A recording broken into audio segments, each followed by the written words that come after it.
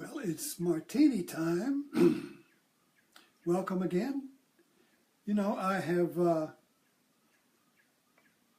been getting some good comments on the living Eucharist that I was talking about.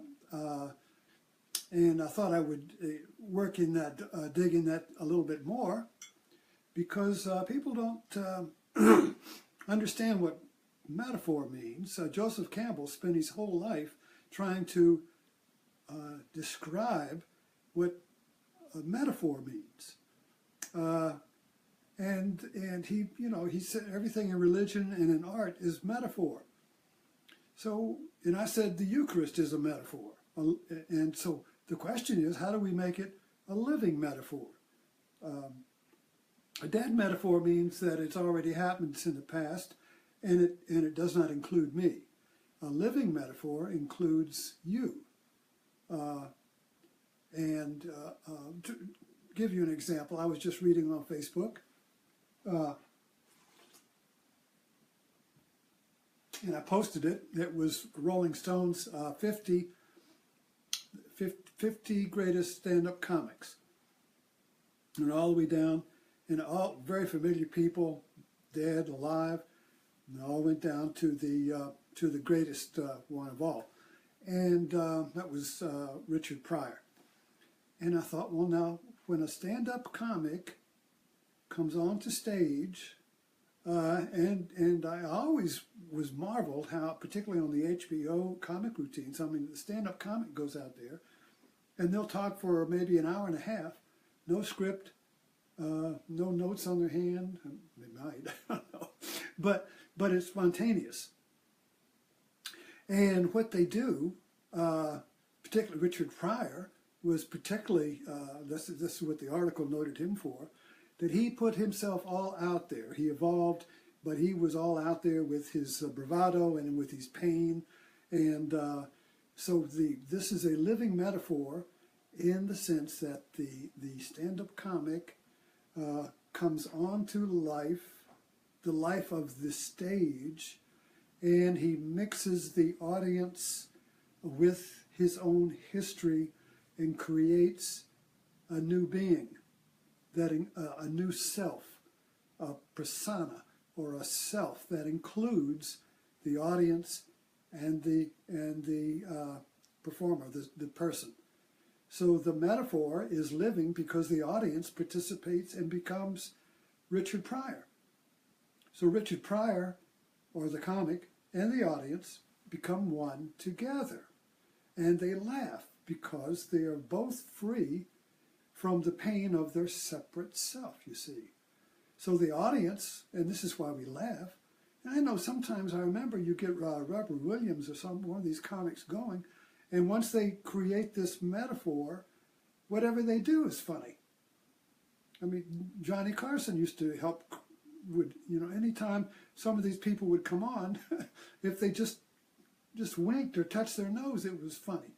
They couldn't help but be funny, So they create, so this is an idea or a kind of a taste of what this living metaphor is that it's living because you participate in it. It's not dead in that you observe it. If you didn't think they were funny and you sat there with your arms crossed and say, oh, get off the stage, you idiot, you would not be participating in the living metaphor. You see, so a living means you're in it.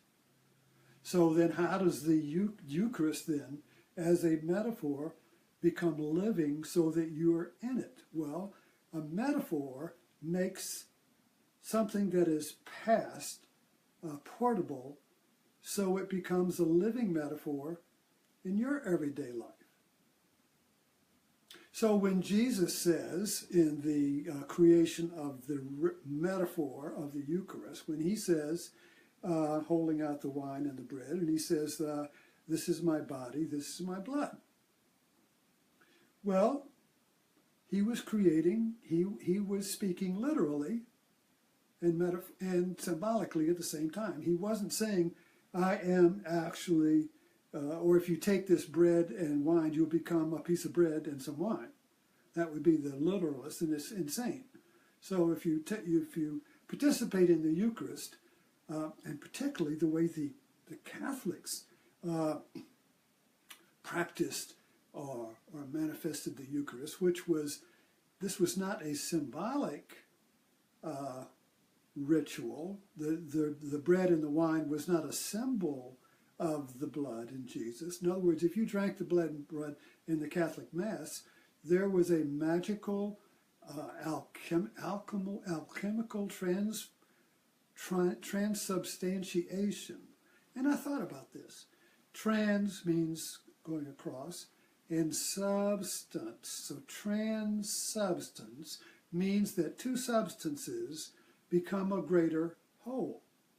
So the magic of the Eucharist, as created by Christ, you see, is that the Christ and the substance of the bread and wine, if taken, creates a new being, a new whole self that includes the world. So the alchemy, or the transubstantiation of the Mass, is that if you take the bread and the wine of the Mass in this understanding, it is not going to do something to you, but it contains the potential for you to become one with the world, with your world.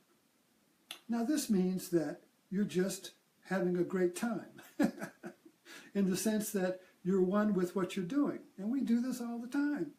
When you have a hobby or a sport or you're making love or whatever you're doing, or reading a book, you're one with what you're doing.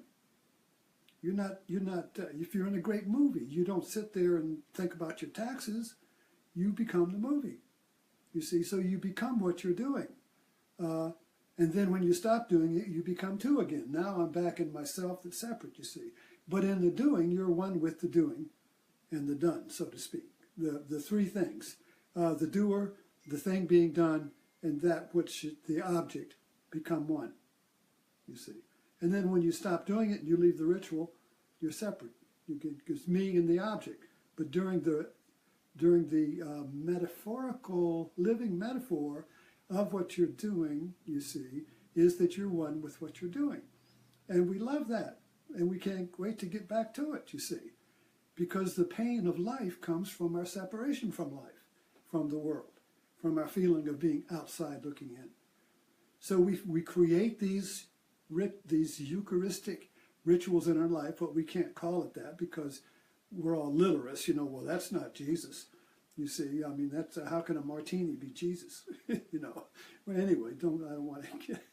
But you understand what I'm trying to say is that we have to create a living Eucharist in our everyday world in order to keep sane, in order to find a place where we can escape the suffering of being separated, not only from the world, but from my own experience. So when I have a negative feeling about somebody, what I'm really having is a negative feeling that's me. So I don't want that feeling is painful, but it's me. The feeling is me. So I now try to do something to get rid of the pain by getting rid of the neighbor, you see. But I'm really trying to get rid of my own feeling. So that very misunderstanding of suffering creates a split in me, which creates more suffering. So then the only relief we have from that misplaced suffering, you see, the misplaced cause of suffering, is to create these little places where we can be free from suffering, which is reading a book, watching a movie, getting involved in a TV show, getting with your best friend, going on an adventure, shooting deer, hunting, all these activities, sports, even war, create these living rituals in which we can be free from the separation of our own life, you see. So that's what I'm trying to expand on, this idea of the Eucharist, is trying to see that it's been made portable and it appears in many forms. It's not just relegated to church and the past and a particular moment on Sunday, you see. So it's central to life, but we have made it portable in our secular world. In the Middle Ages, the whole world was Catholic. It was in a Catholic dome, and the Mass was the center of this whole universe. The Mass was the center pole that held up the tent of the cosmos, you see. So that has all been broken today by the Protestant Reformation and the scientific revolution of the Enlightenment. All of that has been broken, and we've lost the ability to see the world metaphorically, but we still do it, but we don't understand it because we don't apply the understanding to where it really counts, which is in our everyday world, and why I'm suffering and feeling estranged and exiled from my own life, you see. So let that be our martini for the day, and I'll see you in the morning at Buddha's in Your Landfill at around 9 o'clock. And we're going to continue our discussion there about disorder and order. How can I find order in disorder, and how can I stop fighting the kids tearing up the house? How can I find a creative solution to the war, my war of order against disorder? So I'll see you tomorrow at around 9 o'clock. Thank you.